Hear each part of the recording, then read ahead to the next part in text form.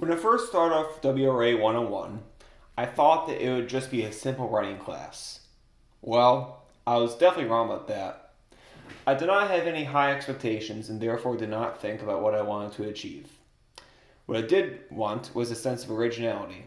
I did not want to be taken off points or nitpicked for using passive voice or bad grammar. While doing either is not good for an English essay, I did not feel the need for that to be reiterated again and again. I wanted to learn how to be a more succinct writer. At times, I feel that my writing can sometimes be too long winded. I also want to make sure that my sentence has a better variety as well as a better cadence. And I think that what I achieved this class is more than I could have originally expected.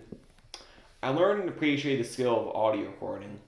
Never before have I been required to do such a task. It required me to have a more conversational tone than what I could write in an essay. And also another key factor that I learned in this class is to number one, to overcome writer's block, and number two, to how to thoughtfully draft out my work and go through the writing process. I learned how to not be an impulsive writer and instead become a more thoughtful writer by not rushing to write things so quickly and off the bat. For my various projects that I performed on this semester, I at times rushed in terms of what I wanted to write, and therefore it did not lead to good results, and I have to go back to changing it. At other times, I felt like whenever I took a step aside from my writing and took a walk around my neighborhood or did something relaxful, I felt like that really helped me think more and therefore was able to write better material and write better work. I was also able to get into the nuts and bolts of my stories and explain to the reader exactly what they were looking at. For example, my running story, I was able to make sure that it could be relatable to the average person who didn't know anything about running, and that wasn't going too in depth about my physical therapy experience and just too in depth about the little details that didn't quite make sense to the average reader. And I also want to give more thoughtful anecdotes as to what I was writing to make sure my writing is personal, is coming through me, and that I was writing something that no one else in the entire world can possibly write because it was coming through my heart and through what I believed in. And so, in terms of the evidence of how I became a better writer and what I did both in my peer edits as well as what I received in my peer edits, I'd say that one of the hardest things about writing is the need to be specific in the language and unique in the approach. In both my writing as well as my peer editing, I wanted to make sure that the language was as specific and unique as possible.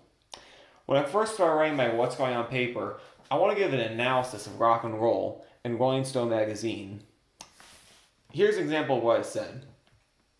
Well, I have been a Beatles fan for a long time and feel that Sgt. Pepper changed the music industry and rock and roll to new heights.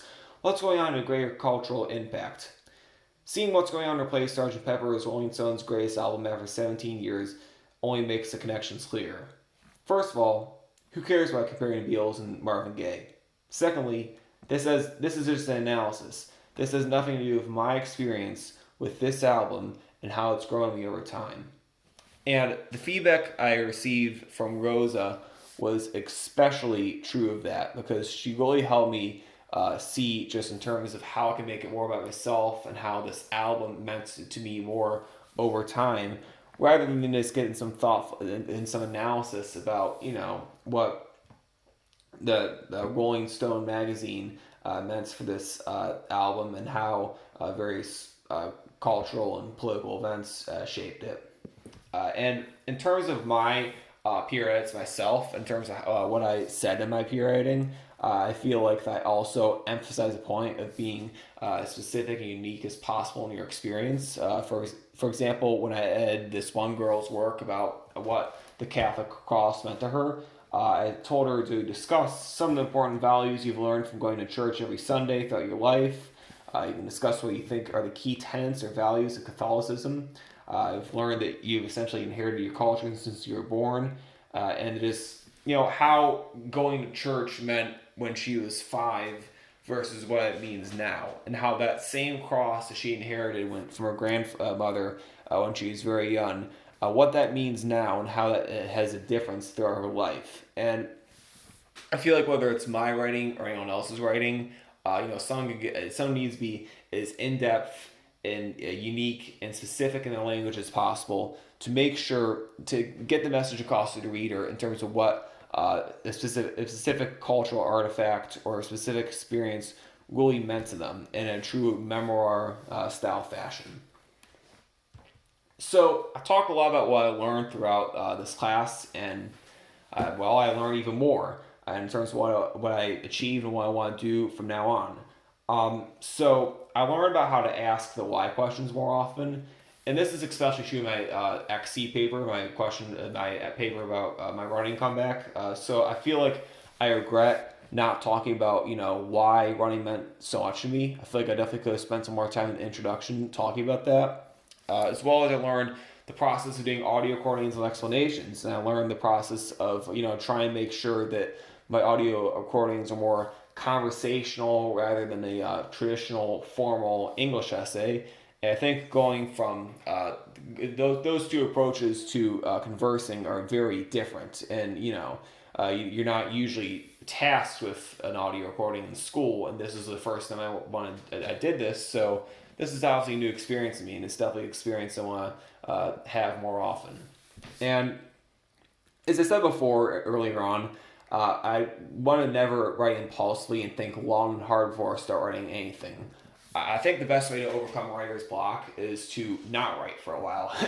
And you want to just go outside, think a little bit, just have some time to yourself, and just really think about what experiences you want to mention and how you want to mention them, so you can really make sure that the reader is having a good experience when reading your essay, and try to make it as personal as possible. So for my goals of writing in the future, this may sound simple, but it's definitely true that I definitely want to read more. I feel like the more you read and the more ideas you can accumulate upon, the better your writing is going to be, because you're just going to know more information, and you're just going to become a better writer through just seeing how other people write and acquiring new information about new topics. And speaking of which, I also want to diversify my writing narrative, different styles, different genres of writing. So I want to make sure I can write about a wide variety of topics so that the average reader can find them interesting, and so I can gain a greater knowledge of various pieces of information. So I really enjoyed this semester, and I hope you have a Merry Christmas and Happy New Year. Thank you.